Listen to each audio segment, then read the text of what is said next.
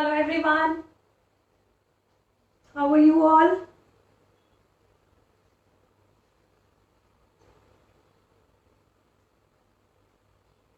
So guys, it's 4. I think we can start.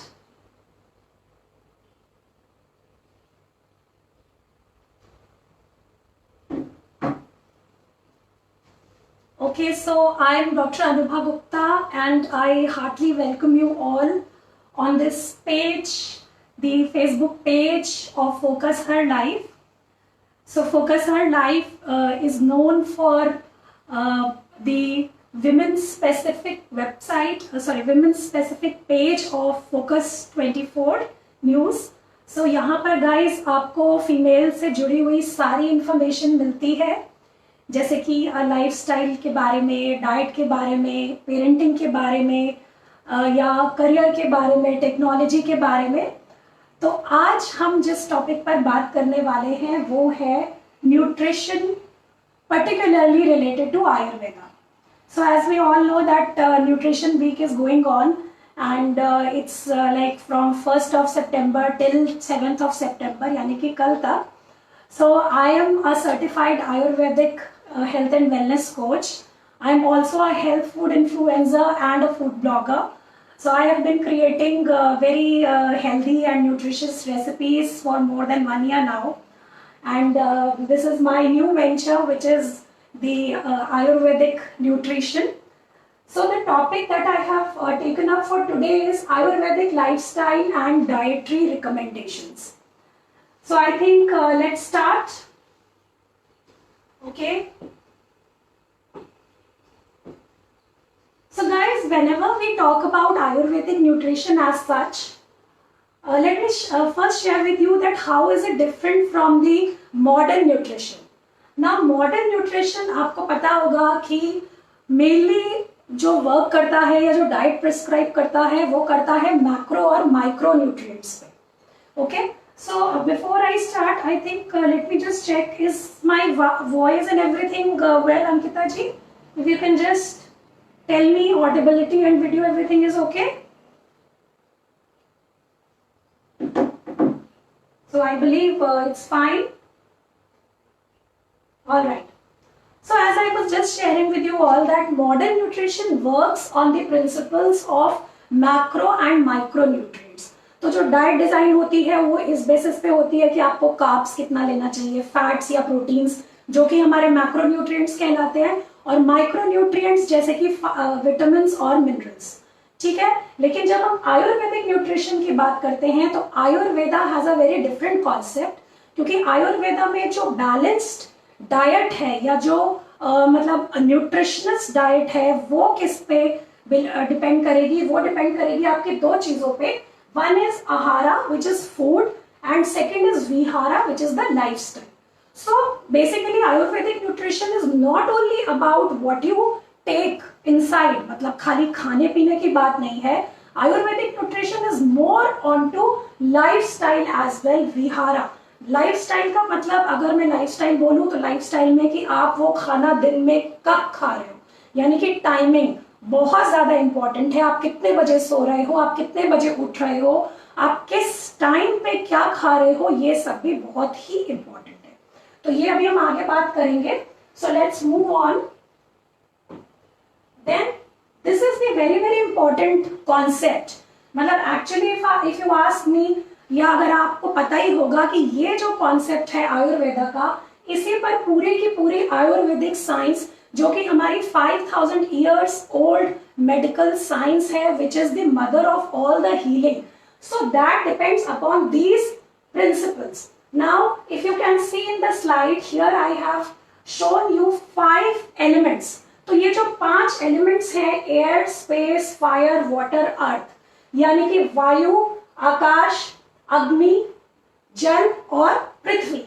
तो हमारे जो ये सारे एलिमेंट्स हैं इनको हम यूनिवर्सल एलिमेंट्स कहते हैं, या इनको हम पंच महाभूतास भी कहते हैं इन संस्कृत. तो ये जो हमारे 5 एलिमेंट्स हैं इन्हीं को कंबाइन करके पूरा यूनिवर्स बना है और हम भी बने हैं. ठीक है, अब आप इसमें देखिए, इन दोनों एलिमेंट्स को अगर मैं लूं, एयर और स्पेस को, तो हमारा इसमें वात दोष कह लीजिए, अभी मैं बताऊंगी दोषा का कॉन्सेप्ट। सो वाता दोषा या वाता एनर्जी से के लिए हम इन दोनों को यूज करते हैं। पित्त दोषा या पित्त एनर्जी के लिए हम क्या चीजों को कंबाइन करते हैं, फायर एंड वाटर, यानी कि पित्त एनर्जी या पित्ता एनर्जी जो है वो किससे बनी है, फायर और वाटर से। इसी तरह से कफा एनर्जी जो है वो किससे बनी है, वाटर और अर्थ से। अब अगर हम बोल रहे हैं वात पित्त और कफ इन पांचों एलिमेंट से बने हैं, तो ये वात पित्त और कफ क्या है, ये वात पित्त और कफ जो है हमारे दोषास कहलाते हैं। दोषास जिनको कि हम बेसिकली बायो एनर्जीज बोल सकते हैं। Now what is a bio energy?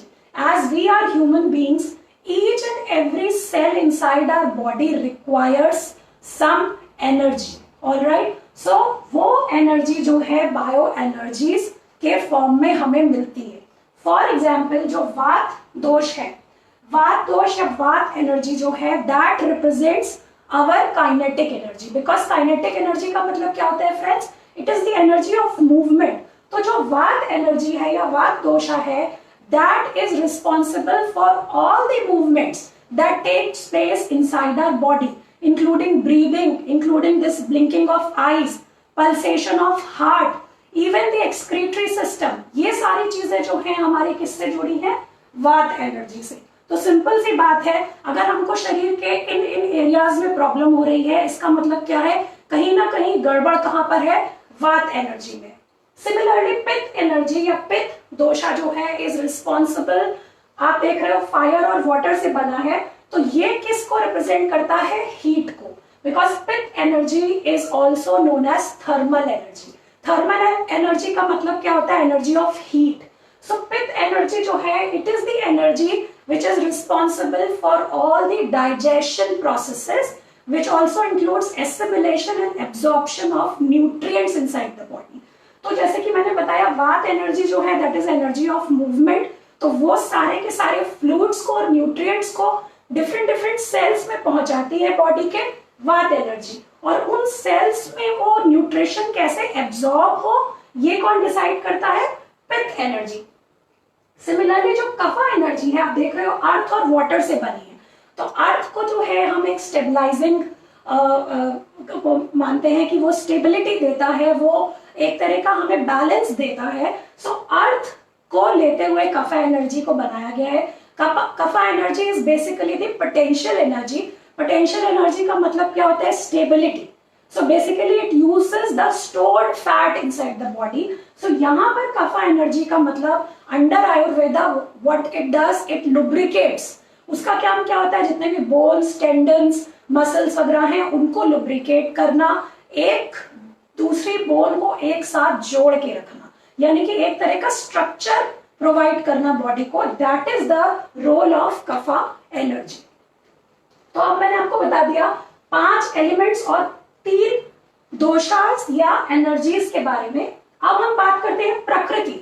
तो आपने बहुत सुना होगा आयुर्वेदा में कि बोलते हैं कि पित्त प्रकृति है, वात प्रकृति है, कफ प्रकृति है। तो एक्चुअली प्रकृति का मतलब क्या है, प्रकृति is known as the basic constitution of any individual since conception। since conception मतलब पैदा, बर्थ के टाइम से भी पहले जब कंसेप्शन हुआ था किसी भी पर्सन, इंडिविजुअल का, तब के टाइम पर जो प्रकृति थी वो थी हमारी ओरिजिनल या basic constitution, which is also known as prakriti. Now this prakriti, हर एक इंडिविजुअल की प्रकृति जो है इन 3 दोषास या एनर्जीज के कॉम्बिनेशन से बनी है। यानी कि मेरे अंदर, आपके अंदर, सबके अंदर वात भी है, पित्त भी है और कफ भी है। The only difference is the proportion. Okay, जैसे for example if I say I am a पित्ता person, मतलब कि मेरे अंदर पित्त डोमिनेंट प्रकृति है, मेरी प्रकृति क्या है, पित्त डोमिनेंट है। लेकिन ऐसा नहीं है कि मेरे अंदर वात और कफ नहीं है, तो वात और कफ एनर्जी भी मेरे अंदर है। मेरी जो प्रपोर्शन है वो आपके प्रपोर्शन से डिफरेंट होगी। That is the only reason why in Ayurvedic nutrition one size fits all doesn't apply as in case of modern nutrition. Modern nutrition में क्या होता है, the diets which are given are applicable to all irrespective irrespective of their body type, their constitution. But Ayurveda is very very particular about this. Ayurveda says कि जो हम diet दे रहे हैं किसी भी इंडिविजुअल को, वो किस पे डिपेंड करनी चाहिए, उसकी प्रकृति पे. क्यों? क्योंकि किसी भी पर्सन की, एक जने की प्रकृति दूसरे से बिल्कुल अलग होगी. ठीक है. अब जब हम प्रकृति की बात कर रहे हैं तो मैं यहाँ पर एक चीज और बताना चाहूंगी कि ये जो हम पढ़ रहे हैं या जो हम डिस्कशन कर रहे हैं, what is the purpose? Now the purpose in Ayurvedic nutrition is that whenever this प्रकृति, मतलब प्रकृति का मतलब क्या है? Original constitution. तो जब हमारी प्रकृति बैलेंस है, यानी कि जिस कॉम्बिनेशन ऑफ दोषास को, वात पित्त कफ के जिस कॉम्बिनेशन को लेके हम पैदा हुए थे, अगर हम अभी भी उस कॉम्बिनेशन में है, विच इज एक्चुअली इम्पॉसिबल, अगर अभी भी हम उस कॉम्बिनेशन में हैं तो हमें कोई भी बीमारी नहीं होगी XYZ.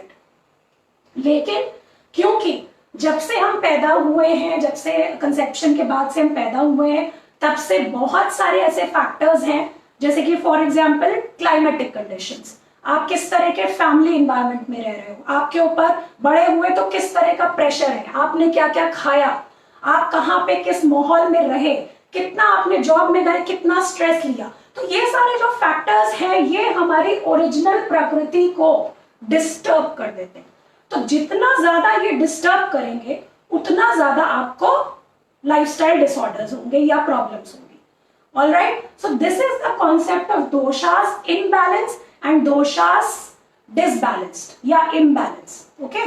तो अगर हम जब जैसे हम, मेरे पास भी क्लाइंट्स आते हैं डाइट के लिए, so normally all the females that I'm treating now, they are having obviously overweight, तो problem है ही है. Then majority of them, I will say all of them have the problem of thyroid. So thyroid की problem जो है, जो hypothyroid है, that is the kapha dosha. And if I talk about the hyperthyroid, that is vata dosha problem. तो यहाँ पर जो thyroid है या इसी तरह की डायबिटीज की डिजीज है, ये सारी क्या है? ये due to imbalance of these doshas हैं. तो जब हम एज अ प्रैक्टिशनर उनको डाइट देते हैं, तो हम क्या डाइट देते हैं? ऐसी डाइट देते हैं जो सबसे पहले इन डिजीजेस को खत्म करे. तो डिजीजेस को खत्म करने के लिए जो दोषा उसका एग्रावेटेड है, यानी कि इम्बैलेंस्ड है, उस दोषा को हम पैसिफाई करते हैं इररिस्पेक्टिव ऑफ द प्रकृति. एक्चुअली पहले हम उस दोषा को नीचे लाते हैं, उसके बाद we give the diet according to the prakriti. So this is the basic concept. Then now, as we were already discussing about the modern nutrition, I already told you that modern nutrition is all about macro and micronutrients. कि इतना carbs होना चाहिए, इतना protein diet पे चले जाओ, fruit diet पे चले जाओ, या smoothies. I am so sorry guys, just मैं ऐसे ही बता देती हूँ जब तक पावर ऑन हो रहा है. सो फ्रूट डाइट पे चले जाओ, स्मूदीज की डाइट पे चले जाओ. लेकिन आयुर्वेदा क्या कहता है कि आपको जो भी डाइट लेना है, that should be according to the rasas. So Ayurveda has 6 different type of rasas. Rasas का मतलब होता है टेस्ट, क्योंकि आयुर्वेदा के अकॉर्डिंग जब भी आप कोई भी चीज अपनी टंग पर रखते हो ना, तो सबसे पहले आपको उस चीज का क्या आता है? टेस्ट आता है. तो according to Ayurveda that taste means the essence. ठीक है. तो आयुर्वेदा ये कहता है कि हमारी जो टंग है वो भी अलग अलग पार्ट्स पे अलग अलग दोषास को रिप्रेजेंट करती है. और क्योंकि हमारी जो टंग है उससे सबसे पहले हमें किसी भी खाने का या किसी भी चीज का सेंस मिलता है. That is why taste is very very important in Ayurveda. So Ayurveda talks about 6 tastes. So let me just quickly show you, just a minute. I'm so sorry for this glitch. So Ayurveda talks about 6 different tastes. One is the sar, जिसको कि हम बोलते हैं आम्ल रस. So sar या आम्ल रस, which is responsible for cleansing and purifying. Okay. Then we have bitter या तीक्त रस, जो कि रिस्पॉन्सिबल होता है डिटॉक्सिफिकेशन के लिए. सॉल्ट या लवण रस, which is responsible for balancing the electrolytes and other balancing factors. Pungent and katu ras, which is responsible for warming and stimulating. and then we have sweet or madhur ras, which is giving us the strength and nourishment, and last but not the least is the astringent or कषाय रस, जो कि होता है anti inflammatory या जो कि cooling करता है बॉडी को. तो according to Ayurveda, whatever is the diet, it should include all these ras, all these tastes. ठीक है, तो आयुर्वेदा के अकॉर्डिंग हर मील में हमको इन सब रसों को इंक्लूड करना चाहिए, और अगर हम ऐसा कर रहे हैं तो हम कभी भी बीमार नहीं पड़ेंगे. लेकिन अगर ऑलरेडी आपके दोषास इम्बैलेंस में है, मतलब जैसे अभी मैंने आपको ऑलरेडी दोषा इम्बैलेंस का कॉन्सेप्ट बताया, already you are suffering from few diseases, your doshas are in imbalance, so obviously सबसे पहले हमको उस दोषा के बैलेंस को ठीक करना होगा. और उस दोषा के बैलेंस के लिए क्या है कि कुछ रस जो है वो कुछ दोषास को सूट नहीं करते. जैसे फॉर एग्जाम्पल वात दोष वालों को सिर्फ स्वीट, सार और सॉल्टी चीजें खानी चाहिए. स्वीट, सार और सॉल्टी. बाकी ये तीन, बिटर, पंजेंट, एस्ट्रिंजेंट, वात प्रकृति वालों को, वात डोमिनेंट की बात कर रही हूँ, वात डोमिनेंट प्रकृति वालों को नहीं लेनी चाहिए. लेनी भी चाहिए तो मॉडरेशन. ठीक है, उसके पीछे बहुत सारे रीजंस हैं, so that is actually detailed thing, वहां तक मैं नहीं जा पाऊंगी आज. ठीक है, उसके अलावा जैसे कि मैं बात करूं कफा डोमिनेंट प्रकृति वालों को, तो कफा डोमिनेंट, कफा का मतलब होता है हेवीनेस, स्लगिशनेस, लिथार्जी. ऑलरेडी जो बहुत ऑयली, मतलब उसकी क्वालिटी क्या होती है, ऑयली, हैवी, स्टेबल, तो उनके लिए हमने क्या चूज किया है, बिटर, एस्ट्रिंजेंट और पंजेंट. तो ये तीन टेस्ट कफा वालों को देने चाहिए. तो पहले हम क्या देखेंगे, डिजीज. पहले हम डिजीज को ठीक करेंगे, जो दोष इम्बैलेंस है उसको ठीक करेंगे, तब हम प्रकृति की बात करते हैं इन Ayurveda. The next very important concept in Ayurveda is digestive fire. Ayurveda works on this principle of Agni, which is another name of digestive fire. तो आयुर्वेदा में जो डाइजेस्टिव फायर या अग्नि है, इसका क्या रोल है कि अगर ये अग्नि आपकी स्ट्रॉन्ग है, यानी कि every food that you are ingesting is being properly digested. जब वो प्रॉपर डाइजेशन हो जाएगा तभी उसका एसिमिलेशन और एब्जॉर्प्शन होगा और न्यूट्रिएंट्स आपके सारे सेल्स तक पहुंचेंगे.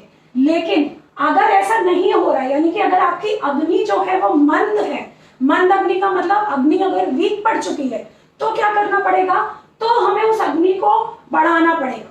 तो अग्नि मंद क्यों होती है? जब अग्नि मंद होती है, दो रीजन हो सकते हैं, एक तो कफा इम्बैलेंस है या वात इम्बैलेंस है. तो कफा इम्बैलेंस का मतलब क्या है कि इतना ज्यादा आपने हैवी और ठंडी चीजें और ऑयली चीजें खाई हैं कि उसकी वजह से जो आपके बॉडी के चैनल्स हैं, जिनको आयुर्वेदा में हम स्रोतास बोलते हैं, वो ब्लॉक हो गए. तो जब आपके चैनल्स जो एक जगह से दूसरी जगह ब्लड और न्यूट्रिएंट्स और सब चीजों को लेके जाते हैं, अगर वो ब्लॉक हो जाएंगे, तो आप खुद ही सोचिए जो आप खा रहे हैं, जो भी वेस्ट मटेरियल है, that is not getting excreted out from your body, so that will deposit here and there. तो अगर आपको अननेसेसरीली कहीं पर बहुत दिनों से जॉइंट में पेन हो रहा है या हेडेक हो रहा है, या आपको बहुत ही लिथार्जी सी लगती है, बहुत ही डिजीनेस लगती है, or if you have a white color or any color coating on your tongue, so definitely there is ama accumulation in your body. So उसके लिए भी अलग से क्वेश्चनर होता है. जैसे प्रकृति एनालिसिस के लिए भी we have few set of questions जो कि हम क्लाइंट से भरवाते हैं, and then on the basis of that we do the प्रकृति एनालिसिस. Similarly, एमा का लेवल जानने के लिए भी there are few questions कि क्या क्या आपको लग रहा है, जिसकी वजह से हम ये डिसाइड कर सकते हैं कि आपकी बॉडी में कितना टॉक्सिन्स या अमा का एक्यूमुलेशन है. तो जब हम डाइट प्लान करते हैं and once we come to know that this is the level of ama accumulation, then obviously हम क्या करते हैं, we try to just get rid of that ama. उस टॉक्सिन को निकालने की कोशिश करते हैं, और उस टॉक्सिन को निकालने के अलावा हम क्या कोशिश करते हैं कि ये जो अग्नि है, जो डाइजेस्टिव फायर है, ये स्टिम्युलेटेड रहे. जब अग्नि आपकी प्रॉपरली स्टिम्युलेटेड रहेगी तो ऑब्वियस सी बात है कि आपकी जो भी आगे की प्रॉब्लम्स आने वाली हैं वो नहीं आएंगी.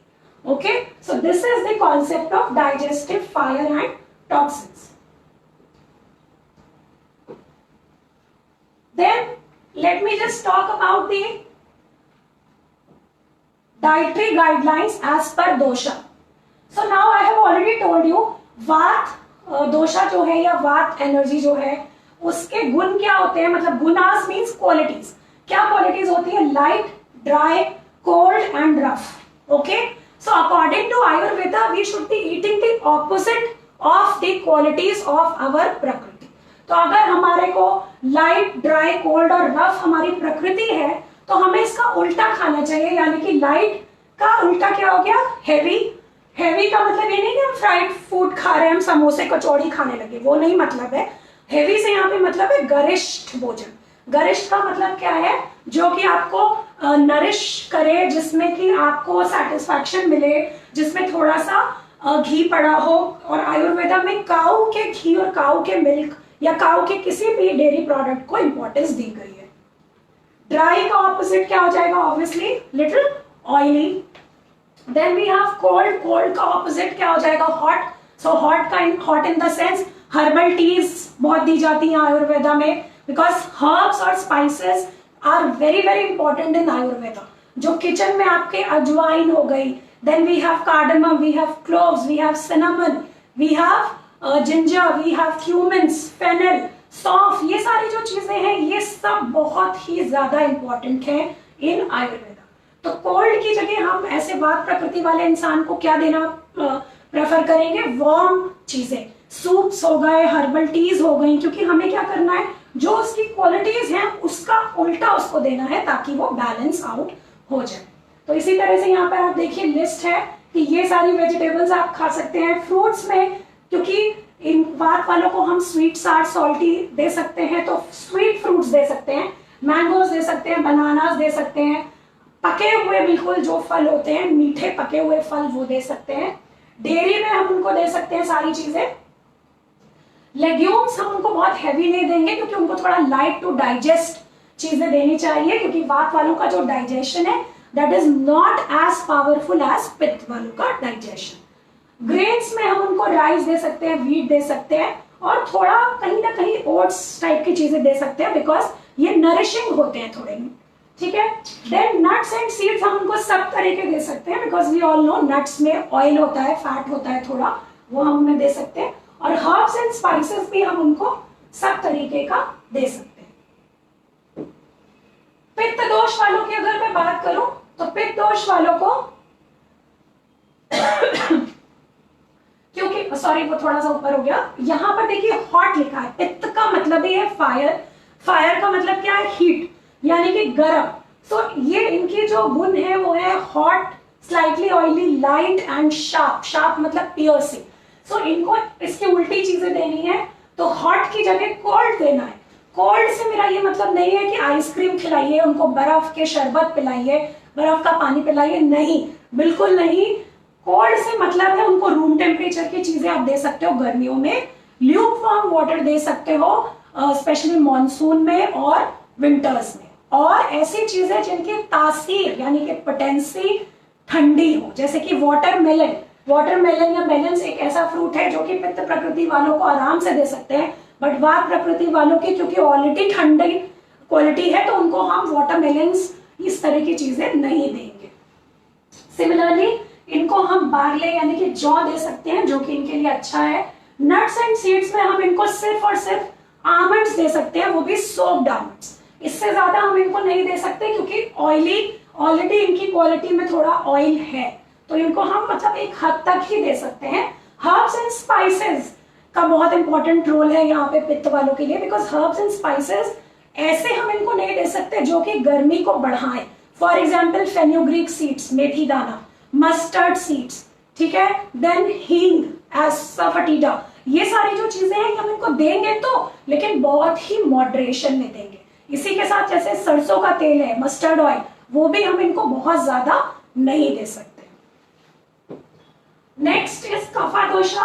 कफा दोषा के जो क्वालिटीज हैं या गुण हैं वो है आपके heavy, oily, cold and slimy. So heavy का ऑपोजिट क्या हो गया, लाइट। तो कफ दोष वालों को हमें कैसी चीजें देनी है, जो ऑयली ना हो, जो ड्राई हो और जो रूखी हो, क्योंकि इनकी क्वालिटी क्या है, स्लाइमी। स्लाइमी का मतलब क्या होता है, जो जेलेटिनस टाइप का, जेल टाइप का स्ट्रक्चर होता है, दैट इज स्लाइमी।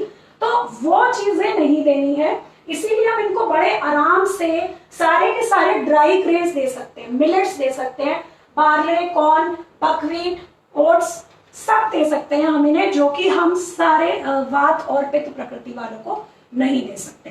तो अब आप ये देख सकते हैं कि आयुर्वेदा के अकॉर्डिंग सिमिलरली डेयरी में हम इनको स्किम मिल्क दे सकते हैं, वो भी कभी कभार, क्योंकि हमें पता है मिल्क से जो है कफा बढ़ता है, ठीक है, हेवीनेस बढ़ती है, तो ऑब्वियसली कफ दोष वालों को मिल्क नहीं पीना चाहिए।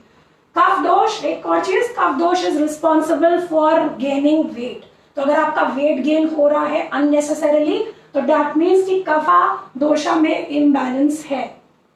तो आपको इस तरह का डाइटरी गाइडलाइन फॉलो करना है। हर्ब्स एंड स्पाइसेस में आप इनको सब दे सकते हैं, और नट्स एंड सीड्स में आप इनको कुछ भी नहीं देंगे।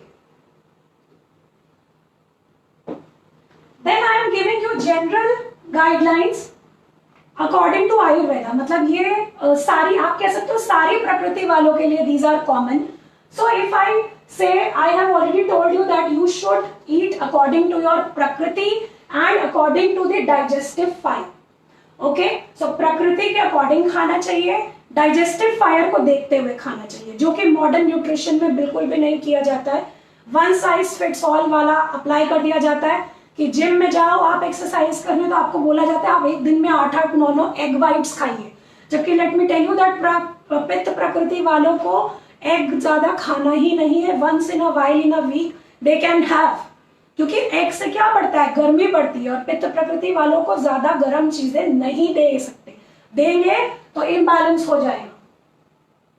ये जो है बहुत इंपॉर्टेंट पॉइंट है, क्योंकि प्रकृति और डाइजेस्टिव फायर के अलावा जैसे मैंने बताया बहुत से फैक्टर्स हैं जो कि आपके दोषास को इफेक्ट करते हैं। तो जैसे कि उसमें दिनचर्या, ऋतुचर्या और एज की हम बात करें, दिनचर्या का मतलब क्या है, डेली रिजीम। अब जैसे आयुर्वेदा की अगर मैं बात करूं, सो आयुर्वेदा हैज डिफरेंट काल्स, जो 24 आवर्स है ना, उनको 6 काल मतलब पीरियड्स में डिवाइड किया गया है।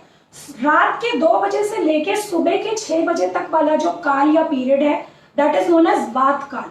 तो वात काल मतलब वात एनर्जी, वात energy is the energy of movement. तो उसको बैलेंस करने के लिए जो कहते हैं कि ब्रह्म मुहूर्त में उठना चाहिए, है ना, सुना होगा आपने। तो ब्रह्म मुहूर्त क्या होता है, 4 से 5 वाला। तो 4 से 5 बजे उठ जाना चाहिए। उसी टाइम आपको मेडिटेशन, योगा या थोड़ा बहुत जो भी एक्सरसाइज है वो करना चाहिए, मॉडरेट वाला, और थोड़ा सा अपने को बैलेंस या शांत करना चाहिए, so that you are getting ready for the day ahead, आगे आने वाले दिन के लिए आप तैयार रहें।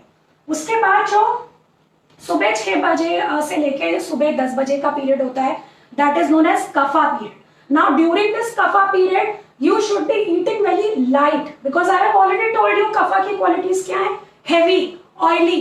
तो आप जो भी ब्रेकफास्ट करेंगे, पहली बात तो आप कफ पीरियड में अपना ब्रेकफास्ट कर लेंगे मैक्सिमम 9 से लेके 10 के बीच में, और इस टाइम आप ऐसी चीजें खाएंगे जो बहुत ही हल्की हो, नरिशिंग हो और गर्म हो, ठीक है।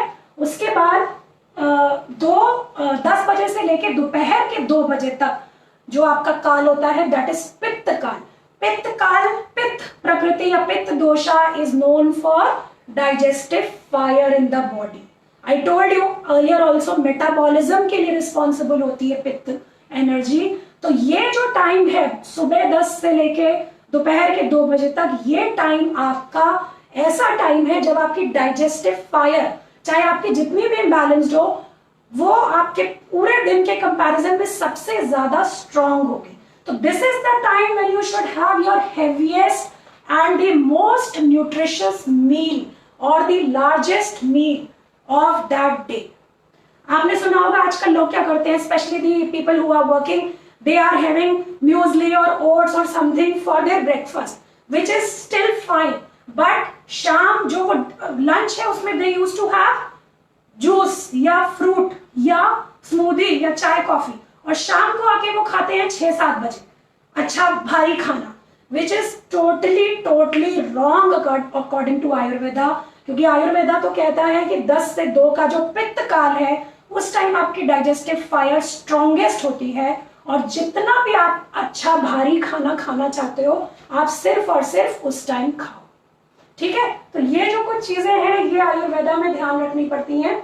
ऋतुचर्या का मतलब है सीजन, सीजन के अकॉर्डिंग खाना चाहिए। जैसे आजकल मॉनसून सीजन चल रहा है, so monsoon is going to end से अकॉर्डिंग टू आयुर्वेदा के सीजन 15 सितंबर को ये वर्षा ऋतु काल जो है ये खत्म हो जाएगा। उसके बाद शरद ऋतु काल या जो आपका ऑटम आप जिसको बोलते हो वो स्टार्ट होगा। तो इस वक्त जो है वात दोषा थोड़ा एग्रावेटेड होता है, क्योंकि थोड़ा बहुत ड्राइनेस है, रफनेस है, हीट है, तो उस वजह से जो है वात दोष थोड़ा एग्रावेट होता है। इसीलिए इस टाइम जो है और सब दोषा वालों की डाइजेस्टिव फायर थोड़ी वीक होती है मॉनसून में, तो इसीलिए हमें बहुत ऑयली खाना नहीं खाने चाहिए। We should have soups, we should have warm and herbal teas often between the meals, ये चीजें हमें फॉलो करनी चाहिए। एज ऑल्सो डिसाइड्स कि हमें क्या खाना चाहिए। 25 इयर्स तक की एज जो है वो कफ पीरियड कहलाती है। 25 से 60 वाली अकॉर्डिंग टू आयुर्वेदा 60 वाली जो एज है दैट इज पित्त पीरियड एंड अबव 60 इज वात पीरियड। सो अगेन 60 के अबव जो सीनियर सिटीजन्स हैं उनको क्या करना चाहिए, they should not take all the meal at once, उनको थोड़ा थोड़ा करके खाना चाहिए दिन, मतलब 2-2 ढाई घंटे पे, और बहुत थोड़ा खाना चाहिए एक बार में, क्योंकि मैं बार बार बोल रही हूँ वात वाले जो हैं उनकी डाइजेशन की प्रॉब्लम हमेशा रहेगी। तो अगर आपको कॉन्स्टिपेशन रहता है बचपन से, अगर आपको मतलब भूख बहुत इरेगुलर तरीके से लगती है, तो this is the most peculiar trait of वात प्रकृति। इसका मतलब आपकी जो मेन प्रकृति है वो वात प्रकृति है, ठीक है। तो इसीलिए जब आप बड़े हो जाते हो, मतलब 60 अबव हो जाते हो, तो आपको इन सब चीजों का ध्यान रखना चाहिए। बहुत ही लाइट और वार्म मील्स लेने चाहिए। Do not eat incompatible foods. Ayurveda बिल्कुल ऑपोजिट है इस मामले में मॉडर्न न्यूट्रिशन के। मॉडर्न न्यूट्रिशन कहता है फ्रूट्स खाओ, सलाद खाओ, और जितना भी रॉ हो सके फ्रूट डाइट पे चले जाओ, you will lose this much in these many days, right. But according to Ayurveda, if you keep on eating raw fruits, raw salad, you will definitely have the kapha imbalance, because Ayurveda totally believes in eating warm food and beverages. Ayurveda कहता है बिल्कुल ताजा बना हुआ खाना खाइए। सुबह का कोई सब्जी अगर आपने दोपहर या शाम को खा लिया फ्रेश खाने के साथ, तो आपका फ्रेश खाना भी बेकार है। तो इसीलिए उसी वक्त बनाइए, उसी वक्त खाइए, और अगर आप नहीं भी ऐसा कर पा रहे हैं तो एटलीस्ट एक मील का दूसरे मील से ज्यादा एक्सटेंड मत करिए खाना, ठीक है। मतलब एक बचा हुआ जो है दूसरे मील के भी बियॉन्ड मत खाइए, और लोकल चीजें खाइए। अगल बगल के जो हार्ट्स हैं, जितना भी प्रोसेस्ड फूड है दैट इज टोटली बैड। क्योंकि आयुर्वेदा, आई नो आपको लग रहा होगा Ayurveda is very old school, yes it is definitely old school, क्योंकि ये 5000 साल पुरानी जो है साइंस पे बेस्ड है friends. But if you believe it you will definitely get the results. और आप बिलीव नहीं करोगे, अपार्ट फ्रॉम वेट लॉस, जो मेरे अपने क्लाइंट्स हैं they are experiencing good I would say energy level hikes उनको मिल रहे हैं, बहुत लाइट फील कर रहे हैं, अच्छा फील कर रहे हैं, और कुछ लोगों की प्रॉब्लम्स भी धीरे धीरे खत्म हो रही हैं अपार्ट फ्रॉम वेट लॉस। तो पुराने Ayurveda is actually going back to the roots, and especially after COVID, everybody is trying to follow Ayurveda, right? All right. So I am one of them. मैंने भी जो है during lockdown I got so much fascinated in Ayurveda, and then I pursued this course, and then I have started this Ayurvedic nutritionist and everything. तो basically compatible foods खाने चाहिए। Fruits और milk should never be mixed. Fruits जो है वो कभी भी किसी चीज के साथ मिक्स नहीं करने चाहिए, B it grains, B it vegetables, B it legumes, किसी भी चीज। मिल्क के साथ तो हरगिज नहीं। तो जो बनाना स्मूदी है, मैंगो शेक जो हम बच्चों को देते हैं, that is actually absolutely not to be given, ठीक है। Then we should have 3 meals in a day. Ayurveda कहता है पहले वाला खाना जब डाइजेस्ट हो जाए, eat only after your previous meal is fully digested. तो उससे पहले दूसरा मील मत लीजिए। डॉक्टर ने नहीं कहा है कि आपको खाना जरूरी है, आपकी बॉडी खुद सिग्नल देगी कि प्लीज खाना खाओ, तो आप खाइए। क्योंकि अगर आपका जो है अभी अंदर डाइजेस्ट नहीं हुआ और आप ऊपर और डाल लोगे, तो it will only increase your levels of अमा विच इज टॉक्सिन्स। ठीक है, तो वो मत खाइए और उतना ही खाइए जितना कि सेटिस्फैक्शन के लिए जरूरी हो। डोंट ईट टिल हियर, यहां तक मत खाइए, जितना खा के आपको अंदर से सेटिस्फैक्शन हो रहा है बस उतना ही खाइए, क्योंकि according to Ayurveda one should have 50% of, मतलब जितनी भूख है उसका 50% ही खाना खाना चाहिए, 25% should be for water and herbal tea और whatever you take after meals, and 25% खाली, ताकि वो मूव कर सके। तो ये वापस चला गया फ्रेंड्स। तो मैं almost this was my last slide and I think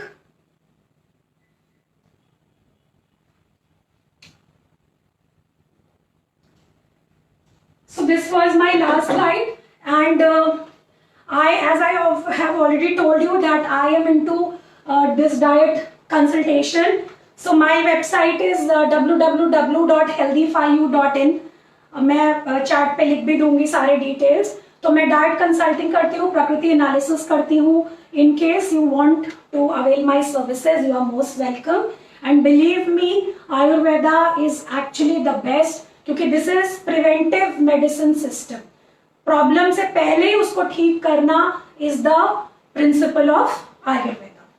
तो फ्रेंड्स ये फोकसर लाइफ के रूबरू जो सेशंस होते हैं, इसमें आज मैं आपके लिए बस आपके साथ इतना ही शेयर कर सकती हूँ।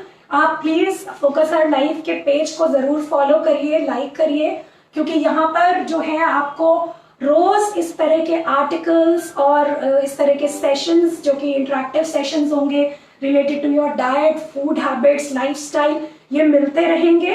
तो आगे भी हम इस प्लेटफॉर्म पे जरूर इंटरेक्ट करेंगे। I think if you don't have any questions और देन वी कैन एंड, या फिर किसी ने कुछ क्वेश्चन पूछा है। अंकिता जी इज आस्किंग पानी कैसा और कब पीना चाहिए। अंकिता जी एक्चुअली पानी हमेशा ल्यूकवार्म पीना चाहिए। जैसे कि मैंने कहा कि प्रकृति के अकॉर्डिंग थोड़ा डिपेंड करता है, लेकिन डेफिनेटली ल्यूकवार्म पानी जो है it is safe for all. तो सबसे पहले सुबह उठ के आपको पानी पीना चाहिए, जिसको कि हम डिटॉक्स वाटर के फॉर्म में बोलते हैं। आप क्यूमिन वाटर या फेनल वाटर या जो भी आपकी प्रकृति के अकॉर्डिंग आपको प्रिस्क्राइब किया जाएगा वाटर, वो पी सकते हो। उसके बाद 1 घंटे तक आप कुछ भी खाइए पीजिए मत। दिन में आपको, मतलब वात और पित्त वालों को तो कम से कम दिन में 2.5 से 3 लीटर वाटर जरूर लेना चाहिए। कफ वाले अगर थोड़ा कम, कफ वाले से मतलब है कफ प्रकृति वाले लोग अगर थोड़ा कम भी लेंगे तो भी चलेगा, लेकिन वात और पित्त वालों, स्पेशली पित्त वालों को तो पानी ज्यादा पीना चाहिए, बिकॉज उनके अंदर इतनी हीट है, तो उनको जितना ज्यादा वो पानी पिएंगे उतना उनके लिए अच्छा है। वात वाले हमेशा ल्यूकवार्म वाटर ही पिए, कफ वाले भी हमेशा ल्यूकवार्म वाटर पिए। ठंडा पानी बिल्कुल मत पीजिए, चाहे गर्मी हो चाहे कुछ हो। ठंडे पानी से कुछ नहीं होता, सिर्फ आपका टॉक्सिन्स बढ़ता है। उसके अलावा एनी अदर क्वेश्चन? या smoothies are so trending Ankita ji, I know. वही मैं बोल रही हूँ ना कि अगर हम आयुर्वेदिक न्यूट्रिशन की बात करें और मॉडर्न न्यूट्रिशन की बात करें तो they are actually very very different. तो ये जो है मेन डिफरेंस है। Any other questions guys before I take your leave? Slow metabolism के लिए देखिए थोड़ा सा यहाँ पर मैं ये कहूंगी कि वो थोड़ा सा प्रकृति पे डिपेंड करता है। वैसे आप जो जनरल है एक चीज जिसको कि हम CCFT बोलते हैं, CCF मतलब क्यूमिन, कोरिएंडर और F स्टैंड्स फॉर फेनल। आज लाइट को भी बहुत प्रॉब्लम है, अदरवाइज नहीं जाती। सो CCFT क्यूमिन, कोरिएंडर और फेनल। तो अब आप क्या करिए, 4 से 5 कप पानी ले लीजिए और आधा आधा टीस्पून इन तीनों का डाल के उसको बॉईल कर लीजिए। जब तक बॉईल करते रहिए जब तक वो हाफ ना हो जाए। 4 to 5 cups of water, then add half teaspoon each of coriander seeds, cumin seeds and fennel seeds and boil it till it is reduced to half। ठीक है, तो आधा कर लीजिए उसको और उसके बाद उसको थोड़ा सा ल्यूकवार्म करके पीजिए। तो जब आप उसको ल्यूकवार्म करके पिएंगे तो आप इसको दिन में 2-3 बार अपनी कन्वीनियंस के अकॉर्डिंग आधा आधा घंटा पे या जब भी आपका मन हो, आफ्टर लंच, आफ्टर ब्रेकफास्ट, आप बीच में इवनिंग टी की जगह भी ले सकते हैं। तो ये जो है आपके स्लो मेटाबॉलिज्म को स्टिम्युलेट करने में हेल्प करेगा। तो this is actually tridoshic drink. Tridoshic drink मतलब ये सबके लिए सेफ है। अदरवाइज तो हर चीज हर किसी को, आयुर्वेदा में तो स्पेसिफिकली बहुत कहा गया हर चीज हर किसी को हम नहीं प्रिस्क्राइब कर सकते, लेकिन ये जो है this is safe, so anybody can take that. Ginger का यूज कर सकते हैं मॉडरेशन में, गार्लिक यूज कर सकते हैं, तुलसी के पत्ते यूज कर सकते हैं, जो हमारे घर के हर्ब्स है ये यूज कर सकते हैं। कॉन्स्टिपेशन की प्रॉब्लम है तो त्रिफला ले सकते हैं, जो कि आप लोगों को कईयों को पता भी है, क्योंकि त्रिफला जो है it is considered to be very very mild laxative. ठीक है, तो वो आप जरूर ले सकते हैं कॉन्स्टिपेशन की अगर आपको प्रॉब्लम रहती है। उसके अलावा ओके ठीक है, I think there is no more question, and in case if you guys have any question you can just message in the chat box. मैं जब भी देखूंगी तब रिप्लाई कर दूंगी। Okay guys, so be healthy and have the nutritious diet, and let's pledge कि इस nutrition week के अलावा भी हम हमेशा हेल्दी रहेंगे और न्यूट्रिशनिस्ट मतलब न्यूट्रिशियस डाइट ही लेंगे। तो इसी के साथ I take your leave. Thank you so much. Bye bye guys.